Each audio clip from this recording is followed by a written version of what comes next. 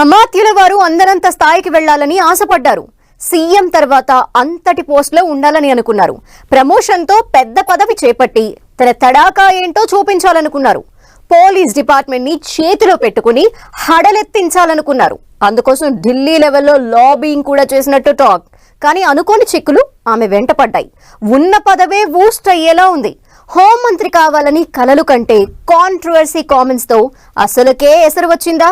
Promotion వస్తుందనుకుంటే ఇలా అయ్యిందేంటని తలపట్టుకుంటున్నారా? ఎవరా మంత్రి? ఏమనుకుంటే ఏమైంది?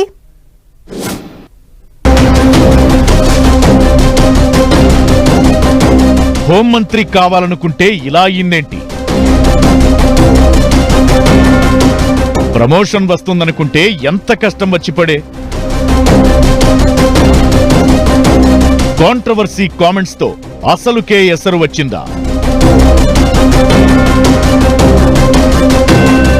మినిస్టర్ కొండా సురేఖ 10 రోజులుగా టాక్ ఆఫ్ ది మీడియా అయిపోయారు. మెయిన్ స్ట్రీమ్ మీడియా అయినా సోషల్ మీడియా అయినా ఆమె సెంట్రిక్ గా చర్చ జరుగుతోంది. ఒకే ఒక్క స్టేట్మెంట్ తో అందరికీ టార్గెట్ అయిపోయారామె. నాగార్జున ఫ్యామిలీ సమంత మీద కామెంట్స్ చేసి తీవ్ర దుమారం లేపారు కొండా సురేఖ.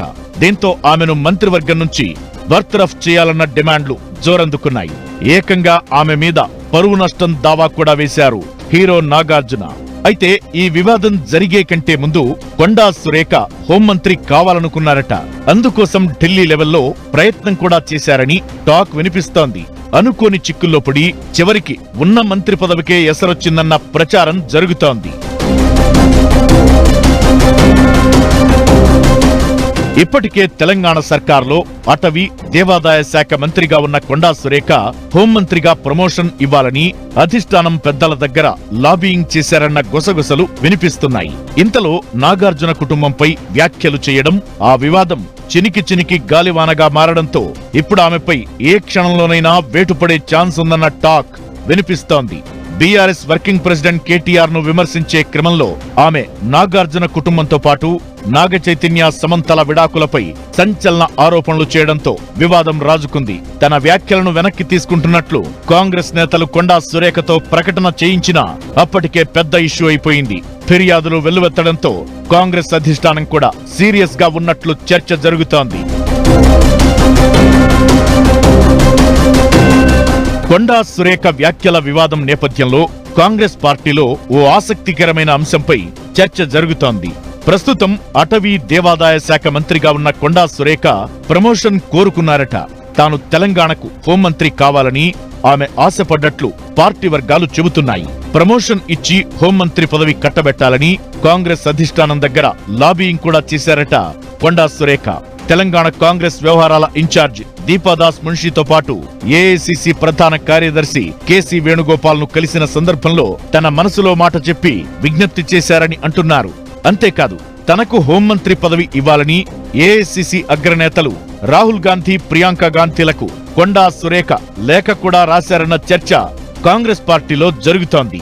అందుకే మంత్రివర్గ విస్తరణలో తనకు ఖచ్చితంగా హోంమంత్రిగా ప్రమోషన్ వస్తుందని గంపెడాశతో ఉన్న ఆమె ఇప్పుడు గందరగోళంలో పడిపోయారని చర్చించుకుంటున్నారు హస్తం నేతలు. హోంమంత్రి అవ్వాలనుకుంటే అనుకోని అవాంతరం వచ్చిపడిందని కొండా సురేఖ కూడా అసంతృప్తిగా ఉన్నారట. ఆవేశంలో కేటీఆర్ ను టార్గెట్ చేయబోయి తానే టార్గెట్ అయ్యారని అనుకుంటున్నట్లు టాక్ వినిపిస్తోంది. కొండా సురేఖ వ్యాఖ్యల అంశాన్ని కాంగ్రెస్ అధిష్టానం సీరియస్ గా తీసుకోవడంతో ఏ క్షణంలోనైనా ఆమెపై క్రమశిక్షణా చర్యలు తీసుకునే అవకాశముందని తెలుస్తోంది. మరీ ముఖ్యంగా రాహుల్ గాంధీ, ప్రియాంక గాంధీలు తీవ్ర అసంతృప్తి వ్యక్తం చేయడంతో కొండా సురేఖపై ఎప్పుడైనా వేటుపడే ఛాన్స్ ఉందని అంటున్నారు కొందరు కాంగ్రెస్ లీడర్లు. ఉన్న శాఖ కంటే కాస్త పెద్ద శాఖైన హోంమంత్రి కావాలనుకుంటే ఉన్న పదవి కూడా పోయేలా ఉందని కొండా సురేఖ తన సన్నిహితుల దగ్గర వాపోతున్నట్లు గుసగుసలు వినిపిస్తున్నాయి.